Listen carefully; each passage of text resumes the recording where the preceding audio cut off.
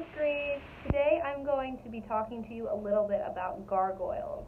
Gargoyles are defined as a grotesque carved or animal face or figure projecting from the gutter of a building, typically acting as a spout to carry water clear out of the wall.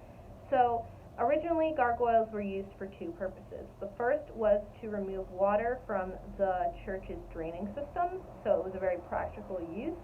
And the second was to keep away bad spirits. They believed that the gargoyle could scare away bad energy and spirits from the church and keep it holy. So that is one of their main purposes as well. So that's why they tend to look a little bit scary. So I've included a video that you should definitely check out, a little bit about the history of gargoyles. I included a picture of me at Notre Dame from about 8 years ago, and I am with one of the gargoyles at the top of Notre Dame. And I talked a little bit more on the slides about why gargoyles were created. Nobody really knows who invented them or how they came about, because they were used by Egyptians, Greeks, Romans, Etruscans. I thought that was interesting because I only thought that they were a part of Europe and France and England. That's where I thought gargoyles were mainly from, but I learned in my research that they don't really know where they came from.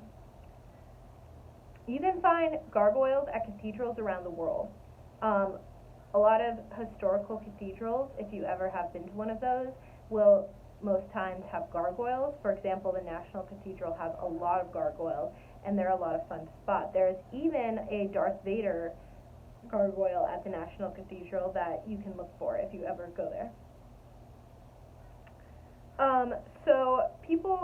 We talked a little bit about that already. So there's a lot of different gargoyle types out there. There's dog gargoyles, lion gargoyles, eagles, monkeys, dragons are very common.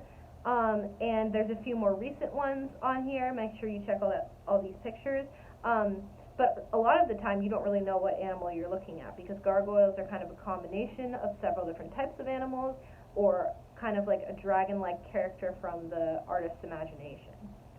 So I want you to write down 3 differences and 3 similarities between these two gargoyles that I've provided here, and I will name a few. So get to the slide so you can follow along with me.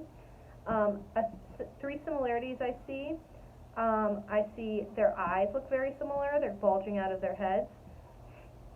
I see that they have very similar feet, and I see that they both have horns. So that's 3 similarities. 3 differences is that one has the mouth open, one has their mouth closed. The ears on the sculpture on the left are very different, and the one on the right has more hair. So take the time to check out the gargoyles and compare and contrast them, and see what kind of gargoyle you might want to draw. So students will be creating a drawing of a gargoyle using shading. So step 1 would be to practice shading first.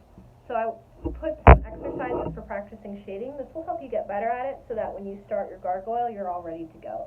So you can try making a shading bar, which is where you press really hard and then you get gradually lighter as you go across the bar, and I provided a picture of that. You can also try creating a shading ball, where the outermost ring of the ball is very dark shading and the innermost is white, and it gradually gets lighter. So you're going to want to practice your shading and blending, and then you're going to create a drawing of your gargoyle using a pen or pencil. What I usually have when I have my students do in the classroom is combine 3 different elements of an animal together in order to create a new animal. So think of 3 different animals and try to put their features together to design your gargoyle. The criteria for success that I'm looking for is that you've designed a unique gargoyle. So this gargoyle is not an exact copy of a picture, but it's something that you come up with yourself. So you could use elements from several different gargoyles or several different animals and put them together to make a new gargoyle. The other criteria for success I'm looking for is that you've used every color on the shading bar, so you're using your darkest darks and your lightest grays. I'm looking for realistic proportion and details. Practice a lot in your sketchbook before you move on to your final, so that your proportions and your details are realistic. I also would like for you to include all the features of the gargoyle. So make sure that you are not doing it halfway, that you are giving it your all and really filling in the entire shape. Finally, make sure you're creating a shadow/background space, and you can see exactly what I'm talking about in the drawing that I provided because there's a shadow behind the gargoyle. If you have any questions, I'm always available on email. I'm checking it all the time, so reach out to me and I'll get back to you as soon as possible. Bye!